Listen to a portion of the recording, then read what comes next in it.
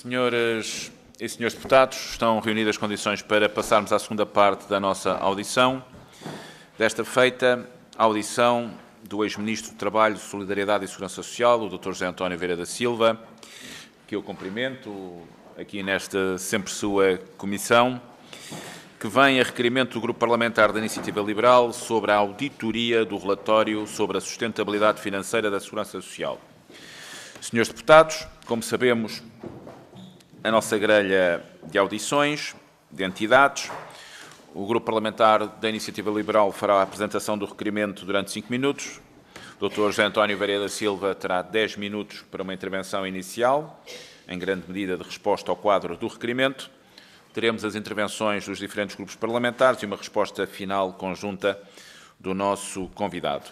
Sem mais demoras, e para apresentar o requerimento, dava a palavra ao Sr. Deputado Carlos Guimarães Pinto, do Grupo Parlamentar da Iniciativa Liberal.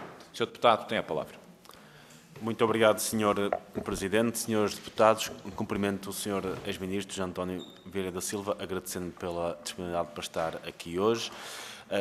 Duas notas prévias que eu acho que é importante, até para sabermos do que estamos aqui a falar. Falou-se aqui muito sobre a questão da sustentabilidade da segurança social, e uns dizem que é sustentável, outros dizem que não é. Agora, depende muito do conceito de sustentabilidade que nós temos.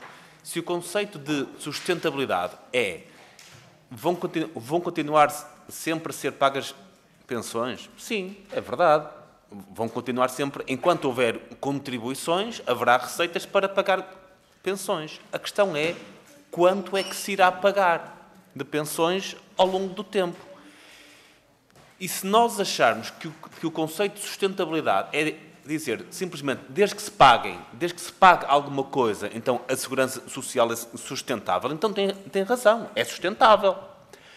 A questão é quanto é que se vai pagar. É que durante muitos anos nós tivemos pessoas que se reformavam com uma pensão semelhante ao último salário, em alguns casos até poderia ser maior, com regras que já existiam. Nós até 2040 as pessoas vão se reformar em média com uma pensão correspondente a algo entre 70% e 90% do seu último salário. Qual é o problema? É que a partir desse momento, ou seja, todas as pessoas que hoje têm 20, 30, 40 anos, já se vão começar a reformar com uma pensão que pode chegar a menos de 40% do seu último salário. E a pergunta que temos de fazer é se isto se enquadra na definição de sustentabilidade da segurança social ou não. Se é sustentável, uma pessoa que ganhe 2.000 euros, que se habituou com um estilo de vida de 2.000 euros, de repente, de um ano para o outro, passar a ganhar 800 euros. Se isso se enquadra na definição de sustentável. E é por isso que, a propósito do relatório do Tribunal de Contas, gostaríamos de ouvir o Sr. Ex-Ministro, que agora já está afastado, mas que ainda tem bastante conhecimento sobre o que é o atual sistema. O relatório do Tribunal de Contas, imagino que tenha lido, informou-nos de várias coisas. A primeira coisa é que, e mais importante, é que o atual relatório de sustentabilidade financeira da Segurança Social não é nenhum relatório de sustentabilidade financeira, porque não inclui as obrigações que vêm do sistema que fechou da Caixa Geral de Aposentações. É até interessante que um dos argumentos que ouvimos aqui hoje já foi que, mas nós não devíamos incluir aquele sistema, não podemos misturar os dois sistemas, como se isto fosse uma espécie de banco bom e banco mau. Aquele sistema que daqui para a frente só terá obrigações, não o juntem com outro, aquilo é outra coisa completamente distinta. E se este sistema que nós temos atualmente, que ainda está aberto, começar a correr mal, fazemos a mesma coisa, fechamos este, abrimos outro e dizemos que as coisas não têm de ser misturadas, mas têm, porque este dinheiro, o déficit que existe, que resulta, é verdade, da Caixa Geral de Apresentações, vai ter de ser pago, e vai ter de ser pago de alguma forma, seja pelos contribuintes, seja pelos pensionistas do futuro. Portanto, sim, faz sentido misturar, juntar as duas coisas para sabermos qual é exatamente quais são as obrigações que teremos no futuro. Eu gostava de ouvir o Sr. Ex-Ministro também que nos diga se considera que faz sentido que estes relatórios contenham os dois sistemas, sabendo que um está fechado, mas continua a representar obrigações e continuará a representar obrigações durante muitos anos para os contribuintes portugueses. E agora, já afastado da vida política, também seria interessante perceber outra coisa. O Sr. Ex-Ministro foi responsável, a certa altura, por alterações paramétricas no sistema de pensões, que considero importantes. É um dos responsáveis pelas atuais fórmulas que foram feitas para o cálculo de pensões. Eu gostaria que nos dissesse, primeiro, factualmente, isto é, factual, se aumentos extraordinários de pensões, como têm sido aprovados, têm um impacto nesta tal sustentabilidade, ou seja, naquilo que o sistema irá ser capaz de pagar aos futuros pensionistas, ou seja, se estes aumentos extraordinários têm sido aprovados, como é que eles poderão ser pagos, e já com o seu afastamento e tendo sido um dos responsáveis pelos atuais parâmetros de atualização de pensões, se considera razoável e previdente que se façam estes aumentos extraordinários de pensões que têm sido feitos. Muito obrigado. Muito obrigado, Sr. Deputado. Tem, então, agora, para uma intervenção inicial, a palavra o Sr. Dr. José António Vieira da Silva, com tempo até 10 minutos. Sr. Doutor, tem a palavra. Muito obrigado. Bom dia a todos, Sr. Presidente, senhoras e senhores deputados. Gostaria de agradecer o convite que me foi feito para regressar a esta comissão, da qual fiz parte e à qual também vim responder por um número que não sou capaz sequer de quantificar. Portanto, é sempre um prazer regressar aqui a esta sala ou a outra para discutir com as senhoras e os senhores deputados que têm hoje a responsabilidade nesta comissão. Gostava de começar por dizer que, de facto, as últimas funções de responsabilidade que tive no sistema terminaram em 2019, portanto, não foi assim há tanto tempo, mas também não foi ontem. Naturalmente que assumo as responsabilidades pelas decisões que tomei e pela linha política da qual foi um dos principais responsáveis, mas também, naturalmente, não podem esperar de mim que tenha um domínio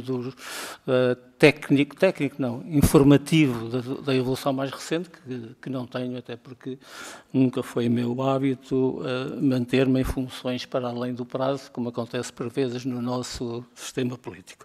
Portanto, quando saí.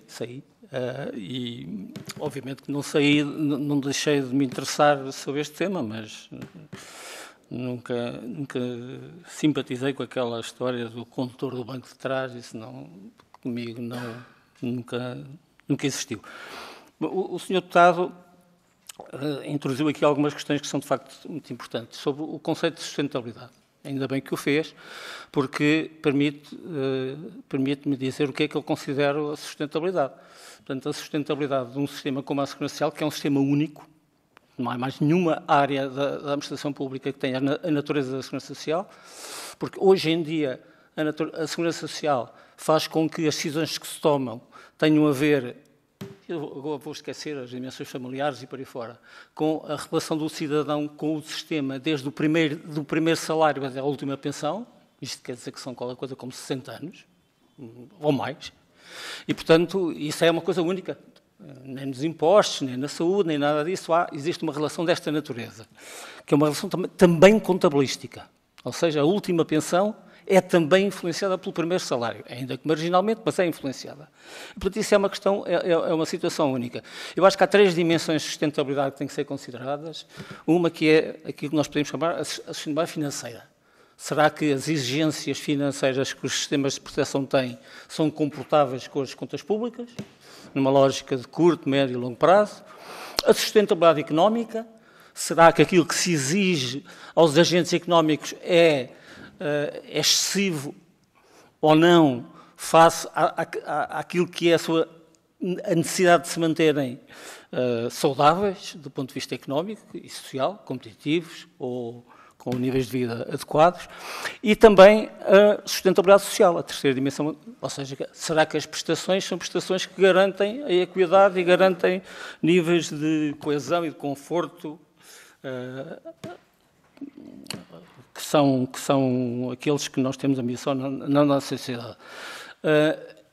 Eu gostaria de dizer que se forem pesquisar aquilo que eu disse ao longo dos muitos anos que tive responsabilidade nesta área, provavelmente terão muita dificuldade em encontrar uma afirmação minha a dizer que o sistema é sustentável ou o sistema não é sustentável. Isso é uma afirmação que pode ser muito interessante do ponto de vista do debate político, mas não é séria. Os sistemas têm que se trabalhar para a sustentabilidade dos sistemas. E isso depende de muitos fatores, o primeiro dos quais é a situação económica, é a capacidade de criar emprego e criar riqueza.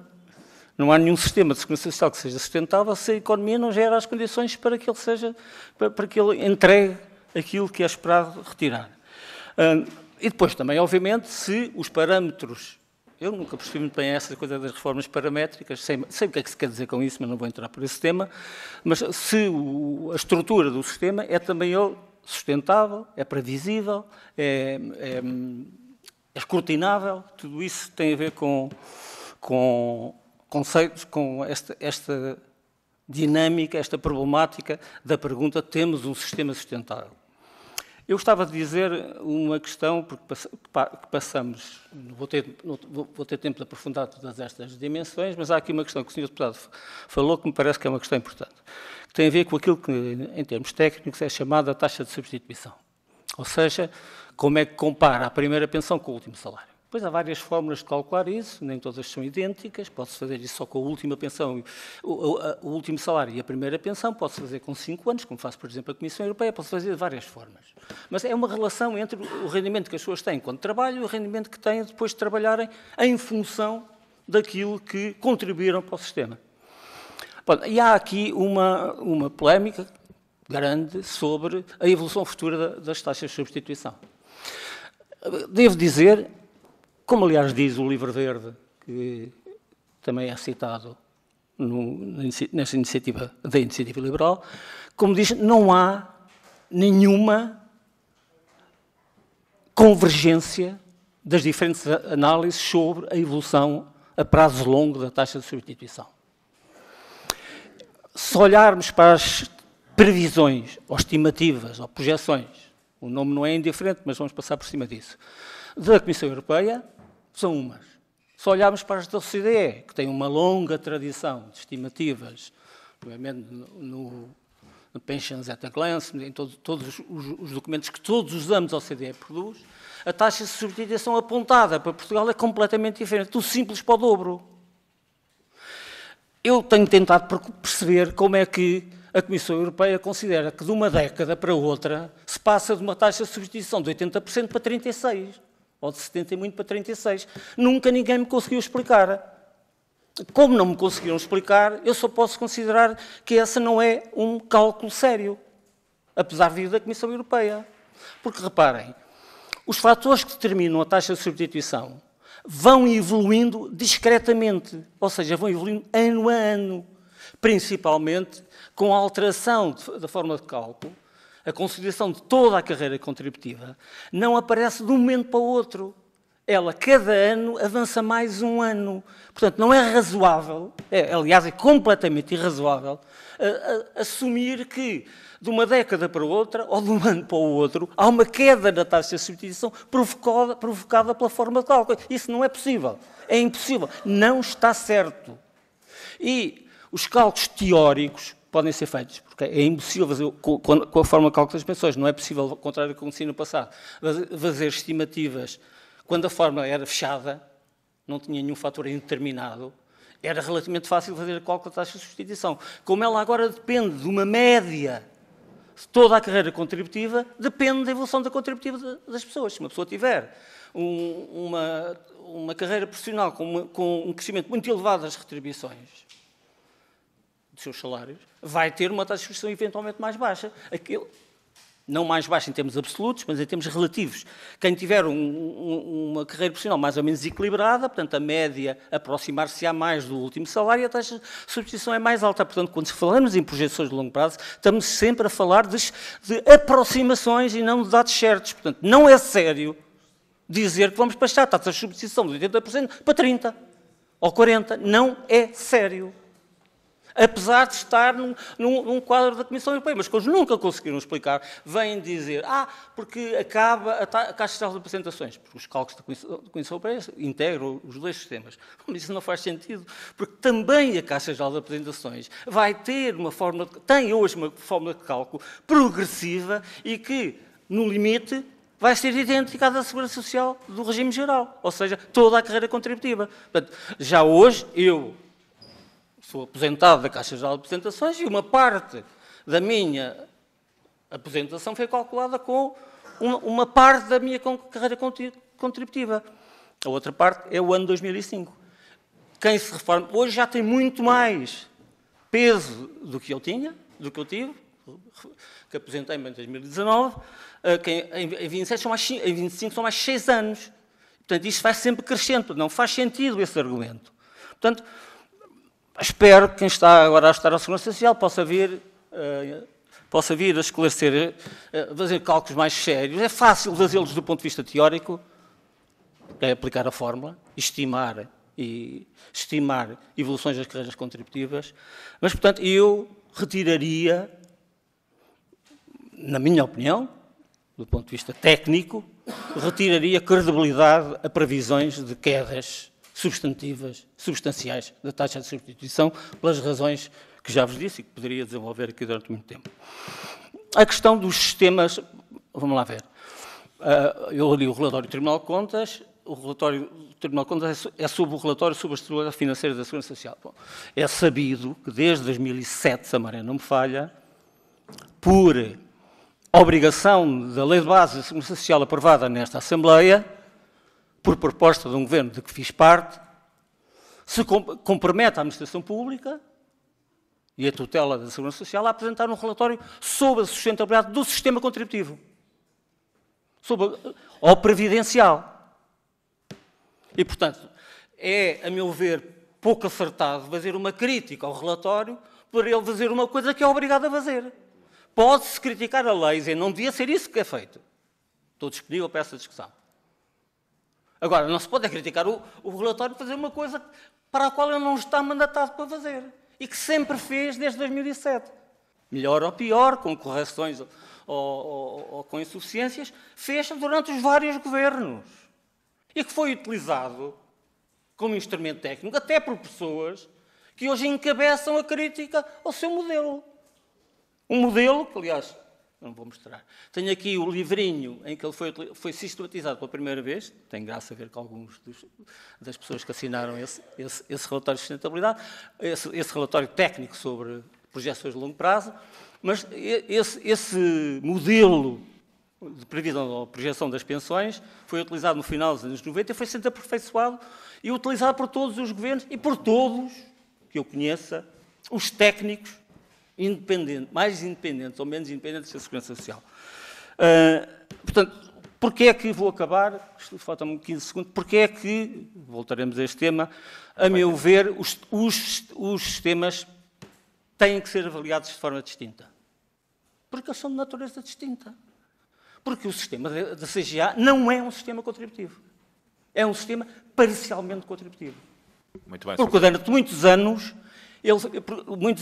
ele não tinha contribuições, portanto, nunca gerou um excedente na sua fase inicial, e porque os parâmetros de acesso às prestações sociais eram completamente diferentes, substancialmente diferentes, até 2005, daqueles que existiam no sistema de segurança social.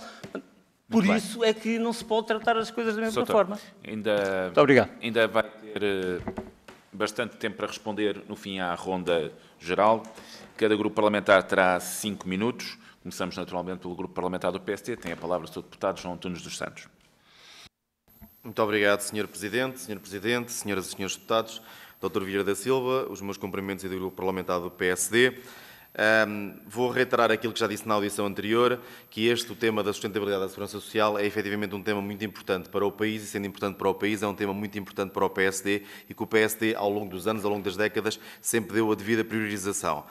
Nos programas eleitorais sistemáticos que foi apresentando, foi sempre fazendo referência à necessidade de estudar aquilo que é o nosso sistema de segurança social, não numa lógica de criar alarme social, não é isso que se pretende, nem sequer numa lógica de vir aqui com segundas intenções, porque isto às vezes parece engraçado, porque quando é a esquerda a falar da sustentabilidade da segurança social, está tudo bem. Se há alguém a falar da segurança social que não seja de esquerda, aqui Del Rey, que querem privatizar a segurança social. E, portanto, temos de ter os pés assentes na terra, e ter os pés assentes na terra é dizer que a prioridade para o PSD, e julgo para o país, é respeitar o dinheiro dos trabalhadores, respeitar o dinheiro dos empregadores e respeitar o dinheiro dos portugueses. E, obviamente, preparar e antecipar o futuro, porque nós, enquanto políticos, temos a obrigação de antecipar, de preparar e de planear o futuro, e não temos só a obrigação de responder ao imediato. Isso fica para algum tipo de políticos, mas políticos que se preocupam efetivamente com o país têm a obrigação de antecipar o futuro.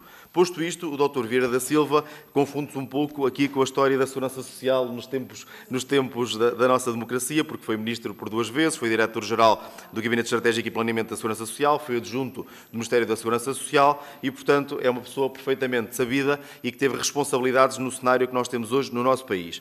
Posto isto, na entrevista que deu recentemente à Comunicação Social, afirmou, e há pouco aqui acabou de afirmar novamente, que a Caixa Geral de Aposentações não é um sistema contributivo. Pelo que lhe pergunto se, então, para si, as cotas e as contribuições pagas pelos trabalhadores em funções públicas e pelos empregadores, o que são para si essas cotas e essas contribuições pagas pelos trabalhadores em funções públicas e pelos empregadores para a CGA? Significa isto que os trabalhadores inscritos na CGA não têm o mesmo direito à proteção social que os demais trabalhadores abrangidos pelo regime geral? O encerramento da Caixa Geral de Aposentações a novos subscritores foi uma operação meticulosamente calculada para camuflar a posição financeira dos regimes contributivos em Portugal e fragilizar a proteção social dos funcionários públicos para, assim, mais facilmente justificar os cortes nas suas pensões? Mais uma pergunta. Outra pergunta. Qual foi o motivo que levou o Dr. Vieira da Silva, enquanto Ministro, a tomar uma medida que já se previa que iria comprometer a sustentabilidade da Caixa Geral de Aposentações? O Dr. Vieira da Silva criou a ideia de que o sistema previdencial se autofinanciava. Então, pode explicar o motivo do sistema previdencial recorrer a transferências do Orçamento de Estado para garantir o pagamento das pensões mínimas do sistema previdencial? Para o Dr. Vieira da Silva, a análise da sustentabilidade do sistema previdencial contributivo deve considerar apenas o sistema previdencial, excluindo o regime não contributivo, o sistema de proteção social de cidadania?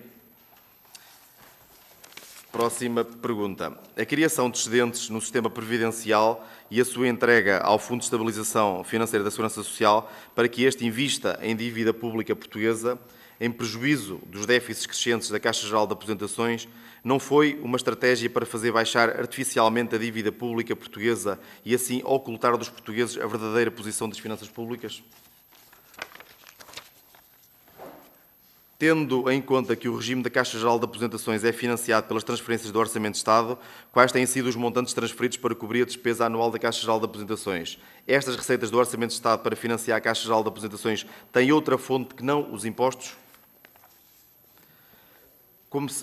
Como o Dr. Vieira da Silva sabe, e já falou disto hoje, a taxa de substituição não é mais do que o rácio entre o valor da primeira pensão-reforma sobre o último salário. De acordo com o Aging Report da União Europeia, passará de 69,4 em 2022 para 38,9 em 2070. O Dr. Vieira da Silva já disse não acompanhar de todo estes números, mas a verdade é que não podemos ignorar a tendência, como é óbvio. Pergunto-lhe se fica confortável com este cenário e se acha que é responsável, na perspectiva do país, não fazer nada perante estes alertas e perante estes números e perante esta tendência. Se não quiser agarrar-se aos números, agarre-se pelo menos à tendência. Por fim, para um salário de 1.000 euros em 2022, um reformado receberia 694 euros, mas segundo o Aging Report, esse valor diminuirá para 389 euros em 2070. Pergunto-lhe se vamos ter um país só com pensões mínimas, se é isso que se pretende, e se não lhe parece razoável que se estude o atual modelo, do qual também o senhor foi responsável pelo mesmo. Quando a Comissão Europeia, que tem uma recomendação específica para Portugal, que determina tomar medidas para assegurar a sustentabilidade orçamental a médio prazo do sistema de pensões, perante esta recomendação da Comissão Europeia, em sua opinião, o que é que o país deve fazer? Julgo que não fazer nada não será a solução. E mesmo a terminar, o Governo do Partido Socialista teve nos últimos 8 anos no Governo e, como é do conhecimento do Dr. Vieira da Silva, o Código dos Regimes Contributivos determina que a cada 5 anos deve ser realizada uma revisão atuarial para avaliar com rigor o custo efetivo da cobertura de cada risco social e o impacto financeiro das alterações legislativas. No entanto, essa revisão não é feita há 13 anos, apesar de o Código dizer que tem que ser feita de 5 em 5 anos. Por que motivo o anterior Governo não tomou nenhuma iniciativa nesse sentido, mesmo tratando-se de uma obrigação legal? Considera que nada deve ser feito a este respeito? Muito obrigado. Muito obrigado, Sr. Deputado. Tem a palavra a Sra. Deputada Ana Paula Bernardo, do Grupo Parlamentar do Partido Socialista. Muito obrigada, Sr. Presidente, Senhoras e Senhores Deputados. Começo por, em nome do Grupo Parlamentar do Partido Socialista, cumprimentar o Dr. Vieira da Silva, dizer-lhe também para nós é um prazer tê-lo aqui nesta comissão, mas agradecer a disponibilidade e a exposição e as clarificações que já aqui nos deixou sobre uma questão, sobre uma matéria que é central para os cidadãos. A preocupação com a sustentabilidade do sistema previdencial foi sempre uma preocupação do PS e muito em particular do Dr. Vieira da Silva enquanto Ministro que tutelava a área do Emprego e da Segurança Social e foi, aliás, sob essa tutela que se avançou com uma reforma estrutural muito importante em 2006-2007. Uma reforma que teve na sua gênese um acordo de concertação social, profundamente participado pelos parceiros sociais, e uma reforma que foi amplamente elogiada internacionalmente, quer pelo seu caráter inovador, nomeadamente aquela questão da ligação das pensões à evolução da esperança média de vida, quer pela forma como assegurou uma maior equidade geracional e um reforço da sustentabilidade financeira da segurança social. Portanto, uma reforma que introduziu, nomeadamente, uma nova linha no que se refere à diversificação de fontes de financiamento, à separação clara das fontes de financiamento dos diferentes regimes e sistemas, mas também uma reforma que avançou determinantemente para a melhoria da informação sobre a segurança social, por via da conta da segurança social e por via da obrigatoriedade de existir um relatório de sustentabilidade sobre o regime previdencial, aliás, que ocorre desde esse momento e que consta do próprio Orçamento de Estado. E aqui que nós já tivemos a oportunidade de o referir na audição da manhã, de facto, o que a lei determina é que seja feito um relatório de sustentabilidade sobre o sistema previdencial da Segurança Social e, portanto, criticar o facto de ser feita a essa luz também nos merece algumas reservas. Mas, independentemente disto tudo, gostaríamos de perguntar ao Dr. Vieira da Silva, enquanto ex-ministro e, na altura, como ministro, quais foram as medidas tomadas para assegurar a vitalidade e a sustentabilidade do sistema. As mais determinantes, porque, obviamente, não é possível falar de todas. Certamente também sabemos que ao longo dos anos e continua a admitir a necessidade de introduzir melhorias até para fazer face a mudanças do mercado de trabalho e da sociedade e, portanto, perguntar-lhe se há alguma medida, alguma mudança que considera mais relevante, sobretudo em termos da informação.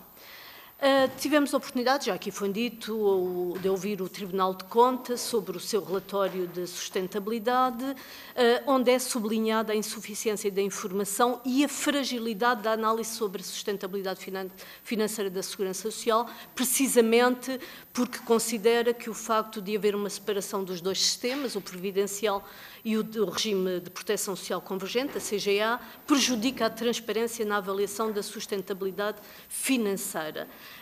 Defende a sua integração, ainda há pouco tivemos a oportunidade de ouvir um dos membros falar na importância da consolidação de contas, mas sem distinguir, sem fazer uma clara distinção sobre o que é que significa essa consolidação quando se trata de segurança social. Porque, de facto, para o Partido Socialista preocupa-nos que esta consolidação, esta integração, sobretudo, até porque, num caso, estamos a falar, como já aqui teve hipótese de referir, de um sistema que é previdencial, que é contributivo e que deve ser autossustentável, e outro que, mesmo antes de 2005, dificilmente se poderia afirmar que a CGA pretendia ser um regime autofinanciável e autossustentável. E, portanto, é uma matéria que importa acompanhar do ponto de vista das finanças públicas, mas que dificilmente deve ser integrado na Segurança Social como um todo. E aqui perguntava-lhe claramente, embora já o tenha dito, se concorda com a apreciação do Tribunal Constitucional e que, de certa forma, já foi assumida do Tribunal de Contas, peço desculpa, e que, de certa forma, já foi assumida pelo Governo, que conduz à noção de que o sistema de segurança social não é sustentável, nomeadamente ao pugnar pela ideia da existência de um déficit atualmente e da necessidade de integração e de serem vistos em conjunto. Depois da publicação, e termino, do Livro Verde sobre a sustentabilidade, o Governo anunciou um grupo de trabalho liderado por um perito que apoiou o Tribunal de Contas no seu relatório. Todos conhecemos a perspectiva e a visão ideológica que ao longo dos anos o professor Jorge Bravo foi assumindo, uma perspectiva que está longe de reunir consenso entre analistas e responsáveis nestas matérias.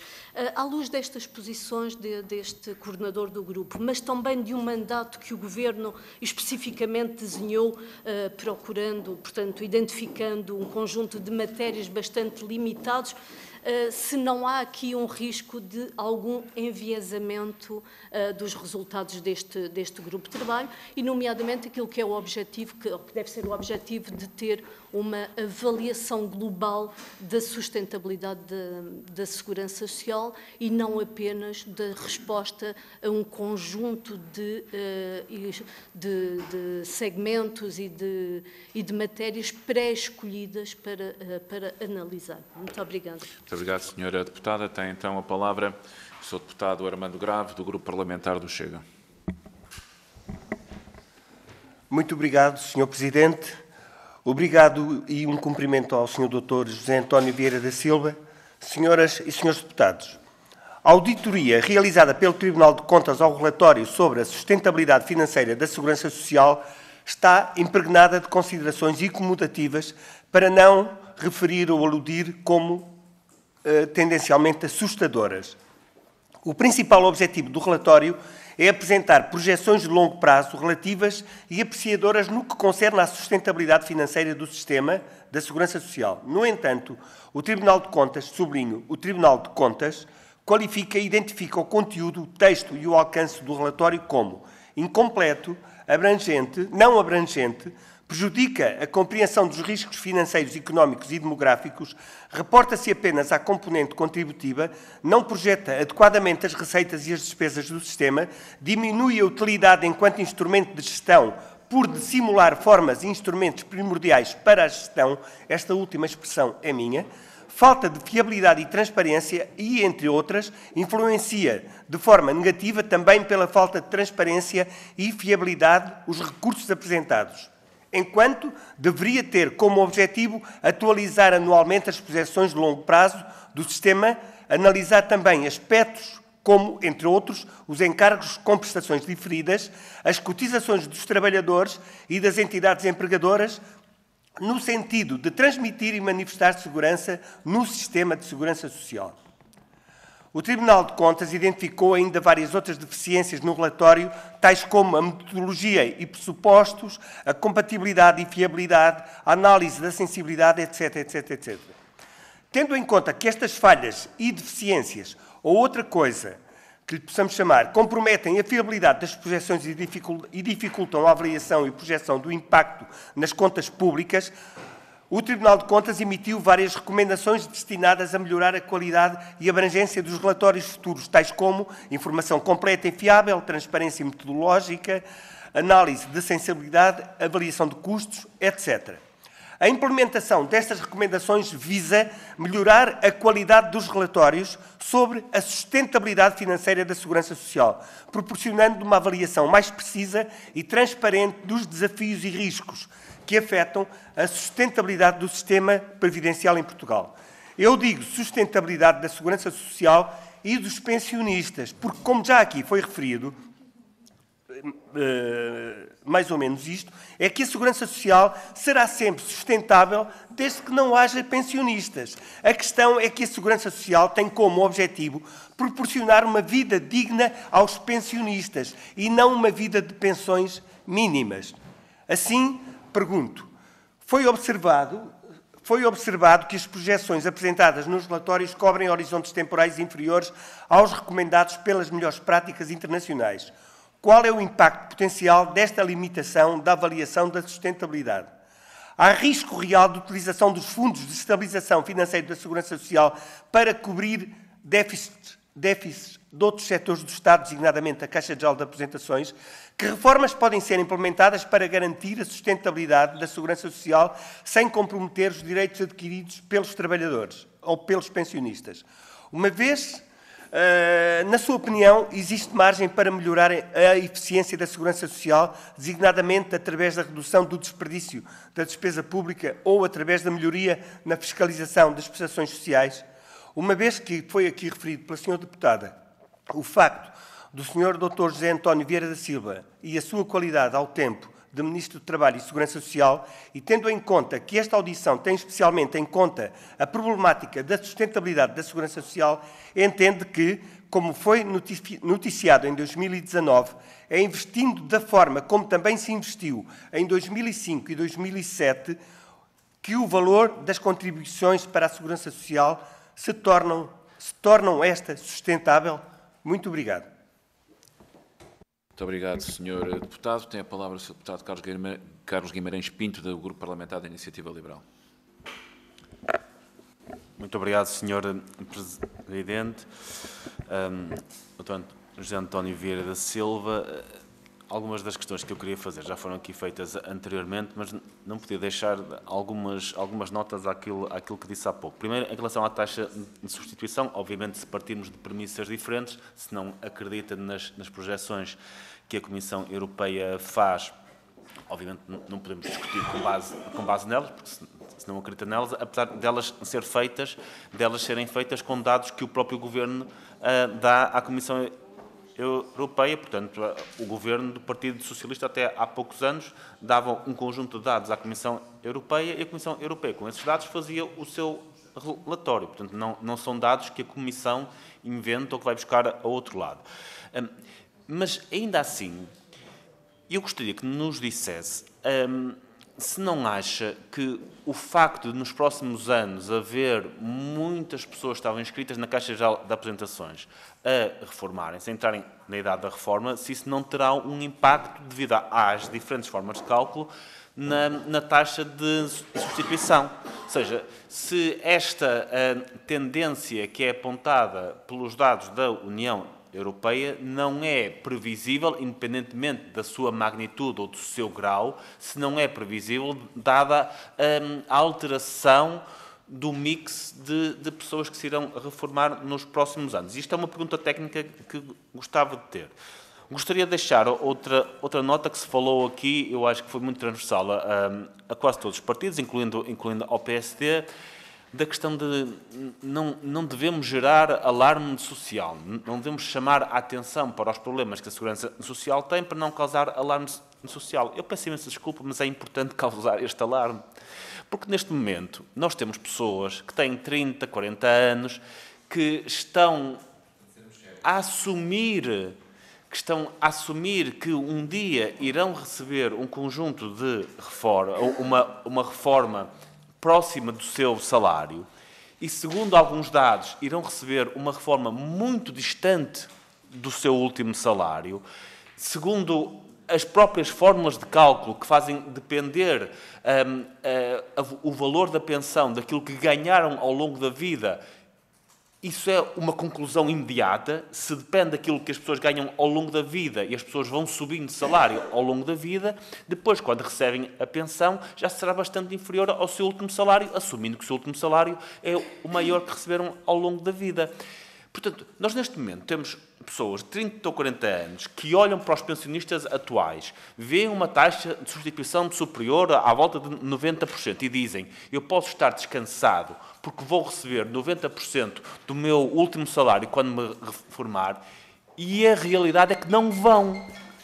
E se não tomarem precauções hoje, em termos de fazerem poupanças, de se precaverem para o que lhes vai acontecer daqui a uns anos é que vão-se reformar a ganhar 2.000 euros, 2.500 euros, e depois a sua pensão vai ter um impacto tremendo na sua qualidade de vida, porque pode ser menos de metade do seu último salário. Portanto, sim, eu acho que é mesmo importante dizermos às pessoas que estas alterações que aconteceram nos últimos anos vão resultar no facto da primeira pensão poder ser bastante inferior ao último salário, e que, se não tomarem precauções, o que lhes vai acontecer é, no momento em que se reformarem, irão ter uma diminuição bastante grande no seu estilo de vida. Portanto, eu acho que sim, que é importante informar as pessoas sobre isso. Se é alarme social, se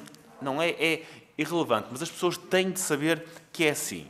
Há pouco não respondeu a uma pergunta que eu gostava mesmo que respondesse, que é, perante a necessidade, perante aumentos extraordinários de pensões, qual será o efeito desses aumentos extraordinários de pensões? Ou seja, em termos financeiros, os futuros contribuintes vão ter que pagar mais, os pensionistas futuros vão receber menos para que isto se equilibre.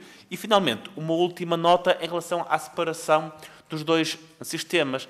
É assim, nós até podemos ter os dois sistemas separados e tratá-los separadamente. Isso não elimina o facto de haver ali um déficit tremendo entre as futuras receitas previstas e as futuras responsabilidades previstas. Até podemos dividir as duas coisas.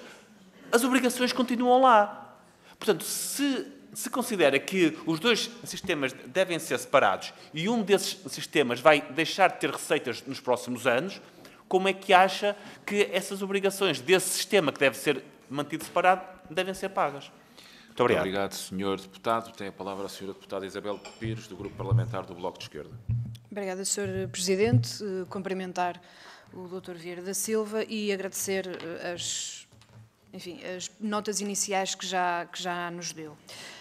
Nós tivemos a oportunidade, imediatamente antes de ouvir o Tribunal de Contas, relativamente à auditoria que fez, e nós focámos essencialmente naquilo que nos parece ser o problema principal de todo este debate, ou seja, criou-se um debate público à volta desta auditoria do Tribunal de Contas, porque houve a escolha metodológica de juntar Caixa Geral de Aposentações e Segurança Social, tendo dado aso, e aliás uma das recomendações, das conclusões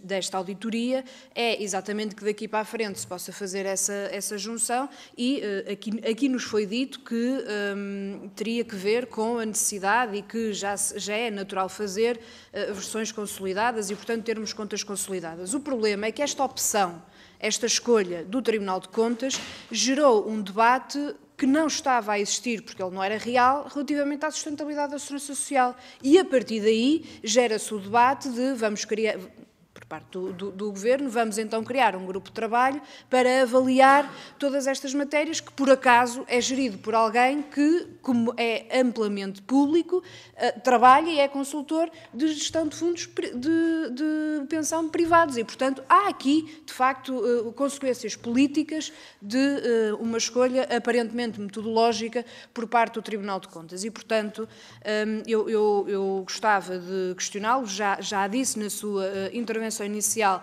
que são sistemas que têm que ser avaliados de forma distinta, porque são sistemas diferentes. Eu gostava que pudesse aprofundar um pouco essa matéria, porque claramente continua a haver dúvida por parte de vários partidos relativamente a esta diferença factual e real entre os dois sistemas, e que, portanto, não podemos daqui extrapolar para a sustentabilidade social está insustentável e, portanto, vamos lá fazer estudos para que, eventualmente, possamos entrar aqui com métodos de privatização. E nós falamos sobre isto porque a história nos tem dito, a história dos últimos governos nos demonstra que, de facto, a direita não é a primeira vez que inclui no debate a questão da privatização, de uma forma ou de outra, da Segurança Social, e, portanto, aqui encontrou mais uma forma de voltar a colocar em cima da mesa esta discussão. E a segunda pergunta tem exatamente a ver com isso. Quais é que são os riscos efetivos de entrarmos neste momento num debate alicerçado numa auditoria que gera muitas dúvidas por parte de vários técnicos, por parte de vários economistas, por parte de vários especialistas, sobre a validade da própria auditoria e da forma de fazer esta auditoria, juntando os dois sistemas que são, como já aqui foi visto, de abrangências diferentes, de responsabilidade de financiamento diferentes. E, portanto, quais é que são os riscos de nós embarcarmos neste debate de possíveis formas de privatização da segurança social, provavelmente a reboque de um erro, ou pelo menos do nosso ponto de vista, a reboque de um erro metodológico que tem, sim, consequências políticas para o debate que nós estamos aqui a fazer. Também nos foi dito, na audição anterior, que esta opção e estas recomendações que foram dadas prendem-se com problemas de transparência, entre outros. A verdade é que nos longos anos anteriores, essa questão nunca foi levantada, porque de facto o relatório da sustentabilidade da Segurança Social existiu todos os anos, desde que ele foi criado. Ele foi criado e com determinados preceitos, com determinadas regras, com determinados pressupostos. É assim e foi assim sempre que ele foi feito. Como é que considera, ou se considera que se pode estar a falar de problemas de transparência ou não, considerando que não houve, aparentemente, nenhuma forma diferente este ano de fazer dos anteriores e, portanto, essa questão nunca foi colocada. A última questão tem a ver com se considera, considerando a sua experiência, o seu conhecimento sobre esta área, se de facto estamos perante a insustentabilidade do sistema de segurança social, porque todo este debate e este relatório, esta auditoria do Tribunal de Contas, levou-nos novamente para um debate que aparentemente estava sanado, que aparentemente estava enterrado, porque não haveria problemas de sustentabilidade da segurança social. E cá estamos nós novamente a ter esta discussão, porque houve uma opção por parte do Tribunal de Contas que levou a um debate político que está a ter as suas consequências e veremos qual é que será a consequência também do grupo de trabalho que foi criado pelo Ministério do Trabalho, mas a última questão é de facto esta, se o sistema é ou não sustentável. Muito obrigado, Sra. Deputada. E então, para uma resposta conjunta, com um tempo até 25 minutos, tem a palavra o Sr. José António Vieira da Silva. Muito obrigado, Sr. Presidente. Muito obrigado, Senhoras e Senhores Deputados, pelas questões levantadas. Provavelmente seria mais interessante estar a tratar mais temas do que as perguntas uma a uma, porque senão iria ser muito repetitivo. Espero não deixar nenhuma questão para trás, nenhuma questão sem resposta. Há aqui uma questão sobre os cortes das pensões futuras. De facto, foi falado por vários senhoras e senhores deputados. Vamos lá ver. Eu tenho, obviamente, todo o respeito pelos técnicos da Comissão Europeia. E é verdade, como o senhor deputado da Iniciativa Liberal disse, que a informação que é enviada é enviada por parte nem é bem do governo português, não é o governo que faz envio para a Comissão Europeia. Eles têm acesso aos trabalhos que são feitos, por exemplo, para o relatório de sustentabilidade e depois utilizam-nos. Agora, as métricas e as escolhas que são feitas influenciam os resultados que se obtêm, porque senão eu também não questiono a qualidade, até pelo histórico que tem, dos técnicos que trabalham para a OCDE, que fazem exatamente o mesmo tipo de abordagem e que chegam a resultados diferentes. E não posso ser indiferente à racionalidade das coisas. Se ninguém for capaz de explicar porque é que de um momento para o outro se passa de 70% ou 80% para 30% ou 40%, eu não posso acreditar. Se me derem uma explicação cientificamente forte, tecnicamente sólida, eu posso discutir. Agora, quando está lá, depois, é por causa da CGA. Como por causa da CGA? Sr. Deputado, de facto, principalmente nos anos mais longínquos desta estimativa, a forma de cálculo da CGA e da Segurança Social serão tendencialmente idênticas. Sim, mas a taxa de substituição é calculada no momento em que é feita. Mas não baixa. Se baixasse, tinha que baixar antes. Porque 10 anos antes de serem iguais, são iguais em 30 dos 40 anos. portanto já teria que ter essa influência. Não, não faz sentido haver um momento, porque, volto a dizer, neste momento, uma fórmula que leva em conta a carreira contributiva na CGA está em qualquer coisa como 20 anos. Ou seja, aproximadamente metade da carreira. Portanto, já teria um impacto grande na alteração de valores e está a ter. Portanto, esse impacto não é um impacto que iria acontecer daqui a 40 anos, por favor, isso não faz, ou 30 anos, isso não faz sentido, não é tecnicamente sustentável. Eu acho que qualquer pessoa minimamente disponível para pensar as coisas com coerência percebe que isto não faz sentido. E é por isso que a OCDE chega a valores que eu acho excessivos para a nossa taxa de distribuição de 80% e 90%, que também acho que isso não acontecerá. Dou um exemplo de um erro que muitas vezes é cometido. É aceitar como um dado que as pessoas todas reformam antecipadamente. Vão estudar o passado e viram, há muitas reformas antecipadas. Portanto, no futuro haverá a mesma coisa. Como se as pessoas não ajustassem as suas decisões. No passado havia muitas reformas antecipadas, também porque as carreiras contributivas eram muito mais curtas. E, portanto, as pessoas não tinham outra alternativa senão ter reformas cortadas. No futuro isso já não está a acontecer. E no futuro não vai acontecer. Mas há muitas estimativas, o Fundo Monetário Internacional já o fez erradamente há uns anos atrás, que assume que se mantém a mesma taxa de pessoas que saem antecipadamente e, portanto, logo a taxa de substituição será mais baixa. Este tipo de erros são possíveis. Ou este tipo de análises são possíveis. E, portanto, não é uma questão de ser alarmista ou não, é uma questão de... Eu concordo completamente com o Sr. Deputado.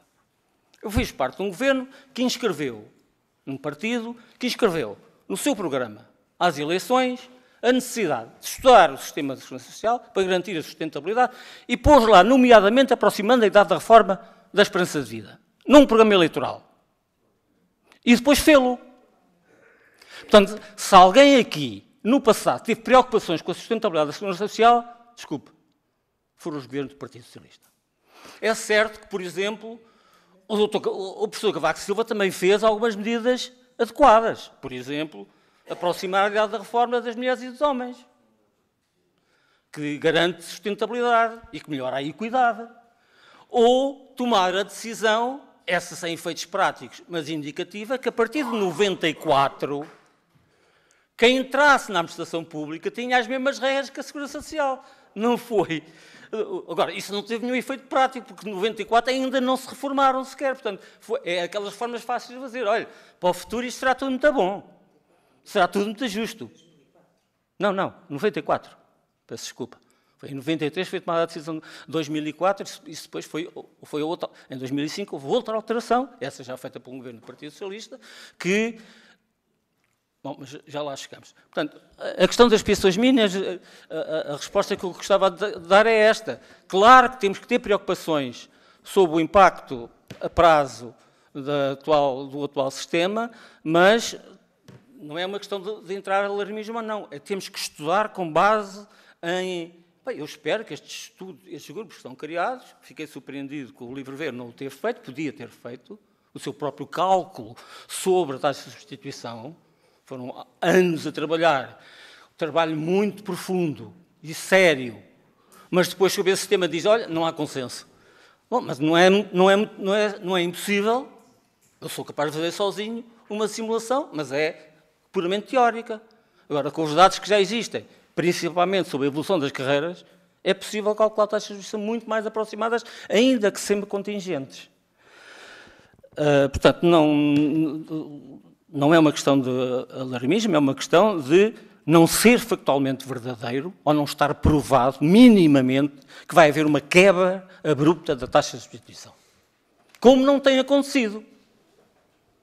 Porquê? Porque o que é que provoca a queda das pensões ou da taxa de substituição? É a consideração de toda a carreira contributiva e não os 10 melhores dos últimos 15. Mas a lei não tem só isso. A lei fez outras coisas. A lei alterou a taxa de formação da pensão. Cada ano de contribuições antes contava 2%.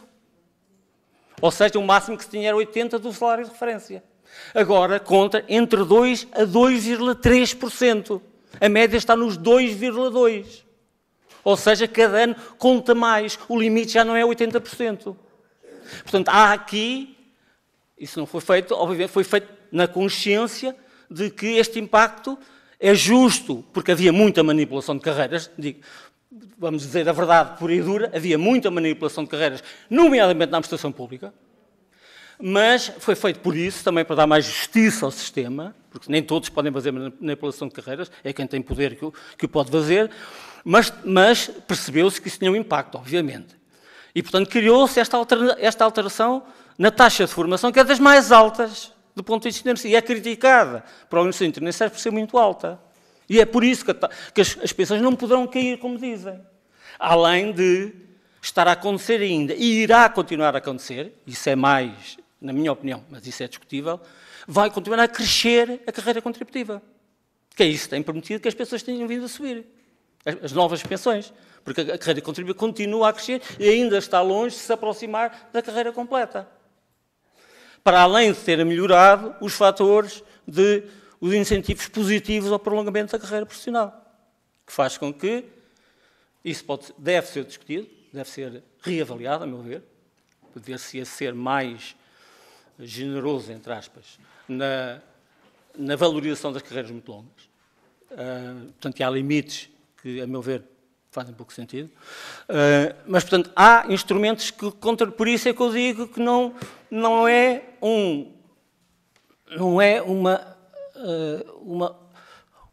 há nenhum determinismo absoluto que as taxas de substituição tenham que cair daquela maneira. Nenhum. Pelas razões que eu disse. Depois, a questão da CGA. Eu não disse, obviamente, que as pessoas que contribuem para a CGA não estavam a contribuir. Não. Ninguém propõe que as pessoas deixem de receber as suas pensões. O que é que a lei diz sobre a CGA? A lei diz que o Estado paga a aposentação dos seus funcionários. Diz só isto. O Estado paga a aposentação. Como paga os salários aos ativos, paga. E durante muitos anos os organismos não descontavam. Os organismos não descontavam. É certo que, do ponto de vista orçamental contabilístico, pagarem ou pagar o Estado no fim é a mesma coisa. Mas isso mostra porque é que o sistema não é contributivo. Porque é a mesma coisa. Porque o Estado não faz descontos não fez, durante muitos anos, descontos sobre os seus trabalhadores, que teriam permitido, como agora está a acontecer no regime geral, teriam permitido, durante décadas, acumular reservas. Mas não o fez. Sr. Deputado, o que eu estou a dizer é falso. Teria permitido, se houvesse uma lógica contributiva, as contribuições geram proveitos. Os proveitos, em determinadas situações, geram excedentes. Esses excedentes devem ser preservados, porque têm responsabilidades futuras. Isso nunca aconteceu. E depois, enquanto que no setor privado, regime geral, a idade da reforma era 65 anos, na administração pública era 60. E, a páginas tantas, foi introduzida uma norma que, desde que tivessem 36 anos, o chefe podia alterar a ida para a reforma. Podia autorizar. Autorizavam todos. Ou seja, na prática, as pessoas reformavam-se com 36 anos. Se tivessem entrado com 20 anos, reformavam-se com 56 anos. E, portanto, isso cria uma situação completamente distinta daquela que existia na Segurança Social. E depois a fórmula de cálculo da pensão.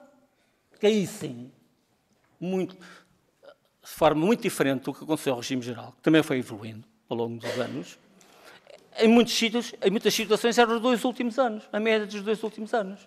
E, portanto, para pagar, do ponto de vista contributivo, um regime tão generoso como este não dava 34,75. Tinha que ser bem mais do que isso. E o Estado não o pagou. E, portanto, agora vai ter que pagar, é inevitável. Criou obrigações, vai ter que pagar. Agora, dizer que impostos e contribuições são a mesma coisa não é apenas iludir a realidade, como é um erro técnico profundíssimo. Isso está estudado, não sou eu que estou a dizer. As contribuições e os impostos têm natureza diferente. Os impostos não têm uma lógica de consignação, a lei impede-o, se bem que aqui ou lá possa acontecer. As contribuições têm uma lógica de consignação, são para aquela despesa. Por isso é que impostos e contribuições são diferentes. E repare, não foi este relatório de sustentabilidade, nem foi nenhum governo que o criou, que decidiu que Segurança Social e CGA estavam em sítios diferentes. Nunca estiveram no mesmo sítio, nem a tutela era a mesma. Até 2015, e aliás só deixou de ser por proposta minha, a tutela da CGA era do Ministério das Finanças. E a direção da CGA era designada por quem? Pela Caixa Geral de Depósitos. Portanto, isto mostra bem a diferença, a distinção e, desculpe, na política como na vida, não se pode tratar da mesma maneira e que é desigual. Houve um passo muito importante que foi dado, que foi aproximar as condições de acesso aos benefícios. A idade da reforma, a forma de cálculo das pensões e por aí fora. Mas isso não anulou que haja um acumulado do passado de distância, de diferença, que implica que as coisas sejam tratadas de forma distinta. Porquê? Porque nós hoje temos um regime de segurança social, previdencial, que tendencialmente irá englobar todos os portugueses. Aí deixará de haver diferença. E é isso que explica que faça sentido que as projeções e as avaliações de curto, médio e longo prazo sejam feitas nessa perspectiva, olhando para que, daqui a uns anos, toda a gente terá aquele modelo. E ele será ou não será sustentável do ponto de vista social, económico e financeiro. É por isso que este relatório faz sentido. E a sua evolução, o estudo da sua evolução faz muito sentido. Eu não posso deixar de felicitar que ao fim de 19 anos o Tribunal de Contas tenha visto, olha, vale a pena estudar aquilo. Já estava aqui há 19 anos. Os senhores e as senhores deputados, eu próprio quando fui, podíamos discuti-lo aqui. Não fazíamos muito, é certo, mas estava lá. E estavam lá as contas da CGA, ninguém as escondeu. Não há aqui falta de transparência. Onde existe falta de transparência? Onde existe falta de transparência? É quando se inquina a discussão da qualidade técnica de um relatório de sustentabilidade do sistema previdencial com críticas laterais. Como, por exemplo, não inserir a CGA, mas não é esse o objetivo.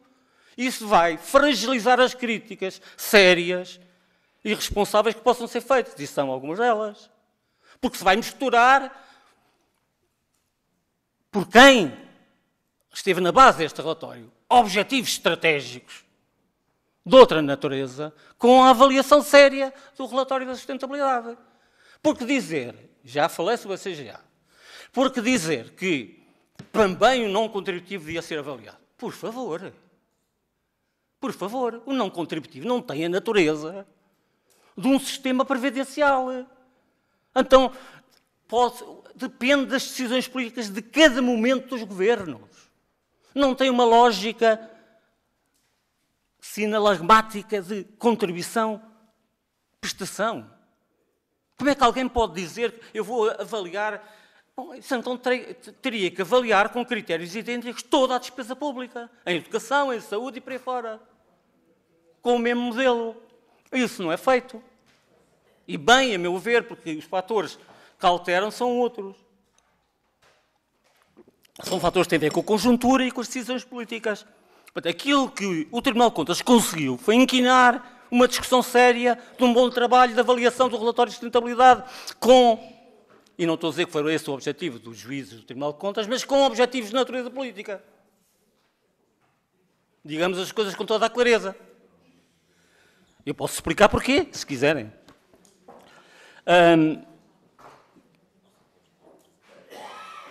A questão do que o Sr. Deputado, na intervenção inicial, colocou, e que muito bem ele assinalou, eu não respondi, sobre os aumentos extraordinários.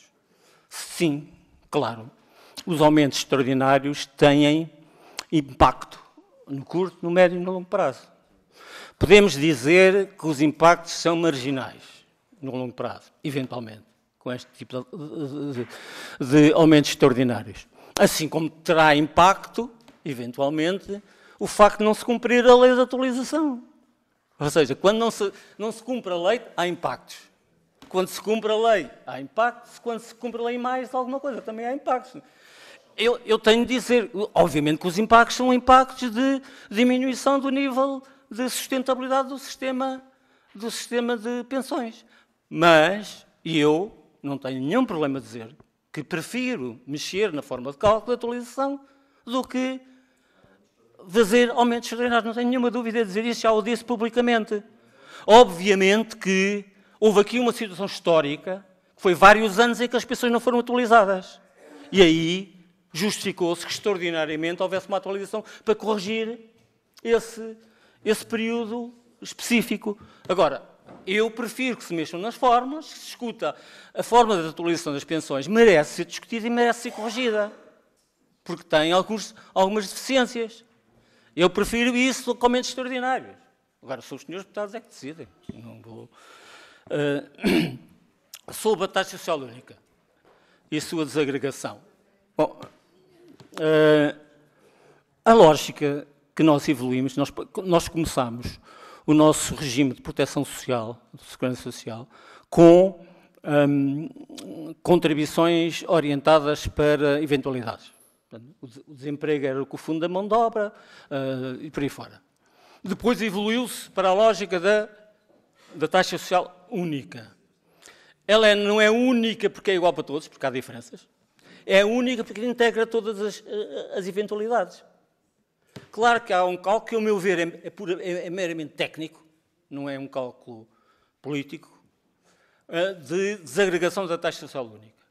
Pergunta, porquê é que não foi feito? Bom, a última foi em 2007, os 5 anos, ou 6 ou 7, não me recordo bem, os 5 anos depois eram 11 ou 12. Bom, estar a fazer a desagregação da taxa social única em 2011 ou 2012 não me parece que fossem as prioridades exigíveis aos governantes da altura.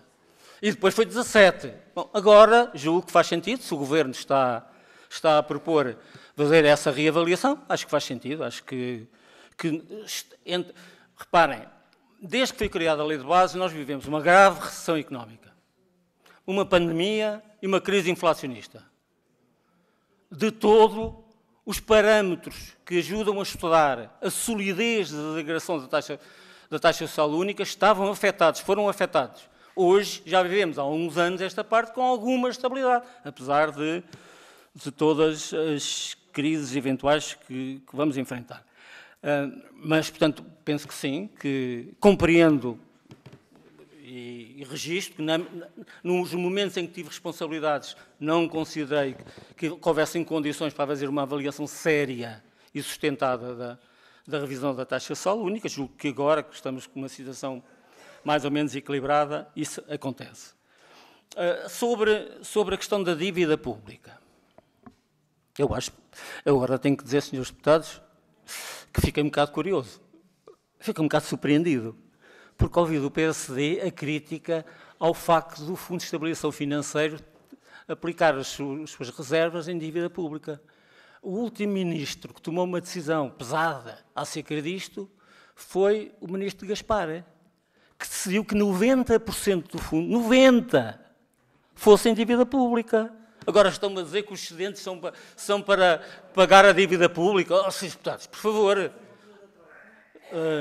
seja em que altura for, eu não sou contra, posso explicar porquê, que o Fundo de Estabilização tenha principalmente dívida pública. Mas qual é o problema? Se temos dívida pública é que precisamos dela. Se estamos a pagar juros, é porque temos que pagar.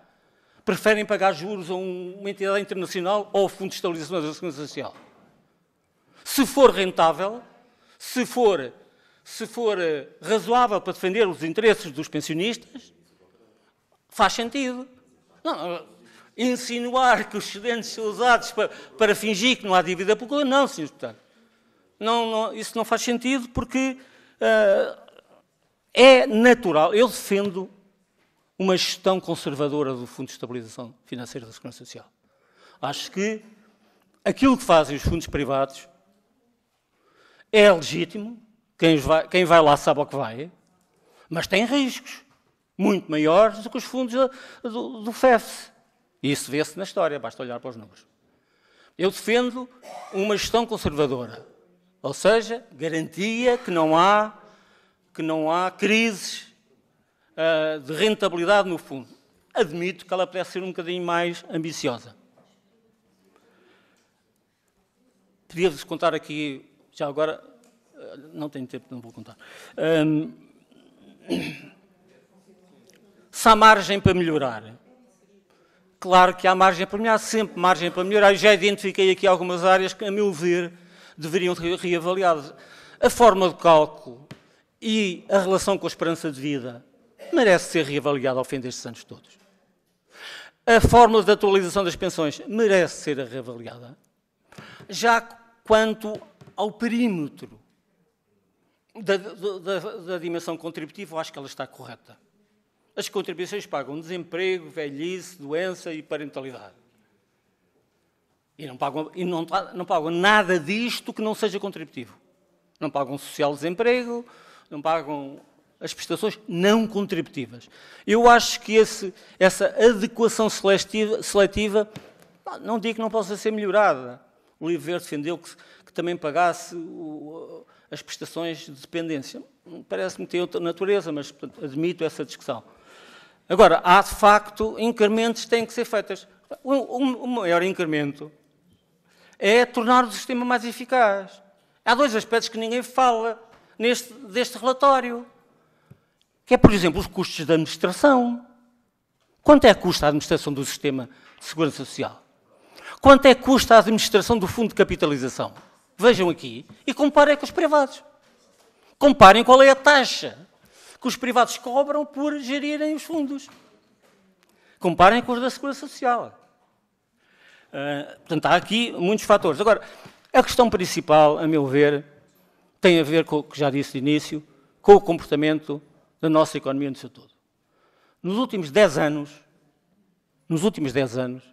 2015 a 2024, há mais 1.300.000 trabalhadores dependentes a descontar para a Segurança Social. Reparem, 1.300.000. Poderão dizer, isso são os funcionários públicos. Não são. Os funcionários públicos serão, no máximo, 300.000. À volta disso. Portanto, quer dizer que fora disso foi criada aqui uma solidez de reforço da base contributiva como nunca tinha acontecido nas últimas décadas. Agora, isto vai gerar responsabilidades futuras, inevitavelmente. Por isso é que temos de preservar o Fundo de Estabilização. Porque os tais 2 anos que se falava era o mínimo. Não pensemos que por ter atingido os 2 anos de pensões no fundo, se pode começar a utilizar o dinheiro para outras coisas. Porque há muito mais contribuintes no início de carreira. Vão gerar muito mais responsabilidades futuras e é bom que o fundo cresça na sua solidez. E vai crescer, porque os valores atuais nem sequer ainda integraram os últimos excedentes que foram gerados, por exemplo, no último ano, se eu entendi bem as mudanças que foram feitas. Eu não sei se... Para concluir? Para concluir, portanto, não devemos embarcar em alarmismo, não devemos considerar que está tudo resolvido. Não está.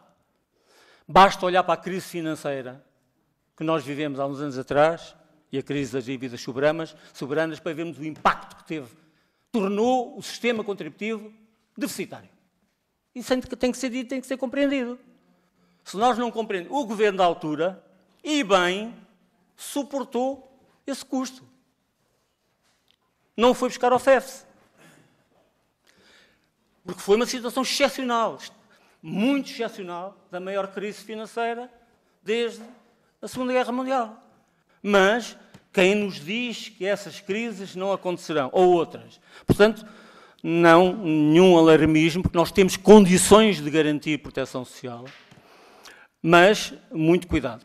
No fim do dia, o problema é sempre o mesmo, seja qual for o modelo de proteção social. É saber se em cada momento, aqueles que estão a criar riqueza conseguem garantir que eles próprios e os que já não estão a criá-la porque estão fora do mercado de trabalho têm rendimentos dignos. Essa é a questão fundamental.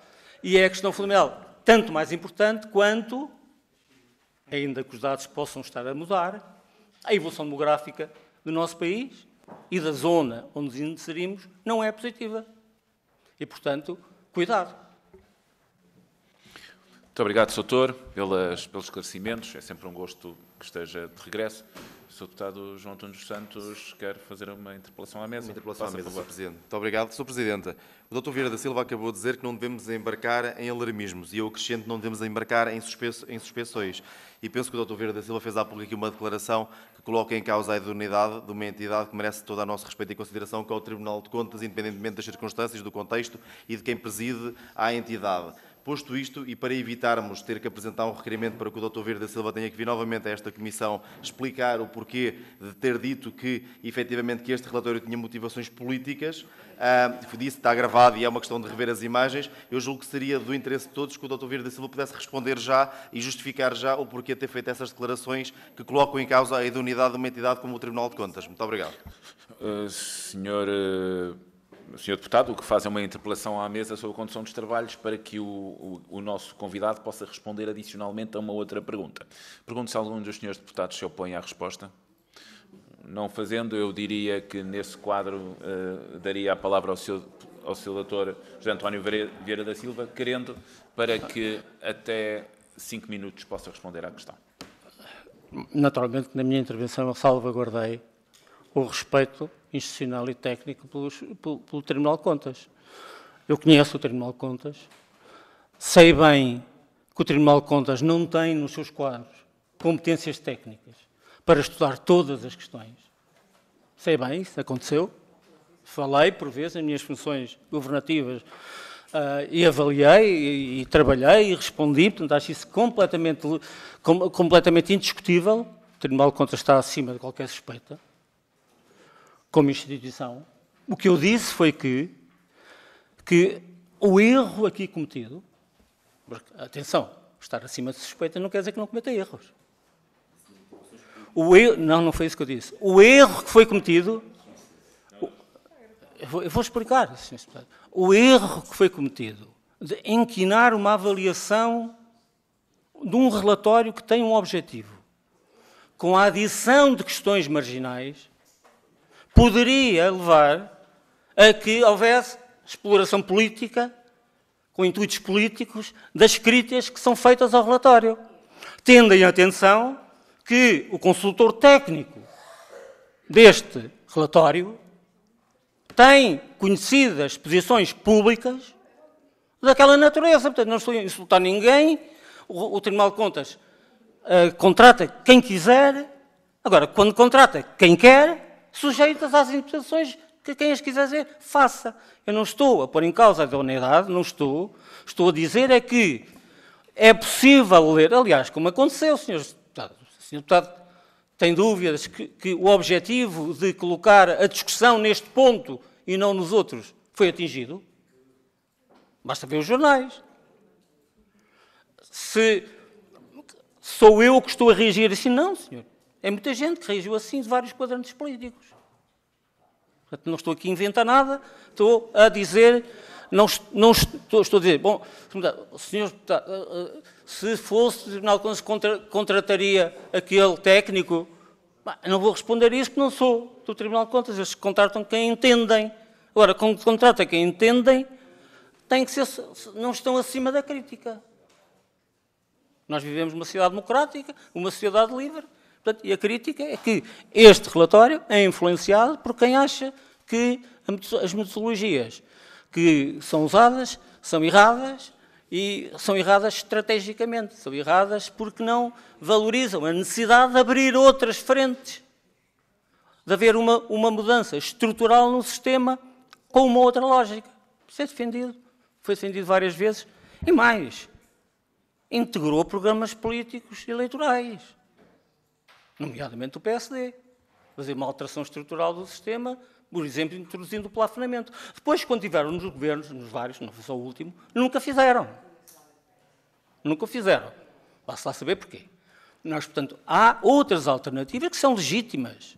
Aliás, a lei de base que eu propus ao Governo e que o Governo aprovou e que foi aprovado no Parlamento, diz que é possível, se entender, fazer os limites contributivos. Aquilo tem sido feito, os governos sucessivos acham ou que não há condições ou que não é correto. Mas é legítimo, não estou a acusar nada de ilegitimidade. Estou a dizer que a interpretação que é feita, o facto de... Repare, Sr. Deputado, então eu vou fazer uma avaliação de se este copo está bem feito. E depois no meu relatório digo, o copo até não está muito bem feito, mas o que está mal é a garrafa. É isto que está aqui, Sr. Deputado. É isto que está aqui. E se houver alguém que esteja interessado em que se ponha em causa a forma de fazer garrafas, vai usar a minha avaliação. Não... Obrigado, Doutor. Senhoras e senhores deputados, damos por terminada esta parte da nossa reunião. Vamos continuar, interrompemos 3 minutos para nos despedirmos do Dr. José António Vieira da Silva. Isto é teu.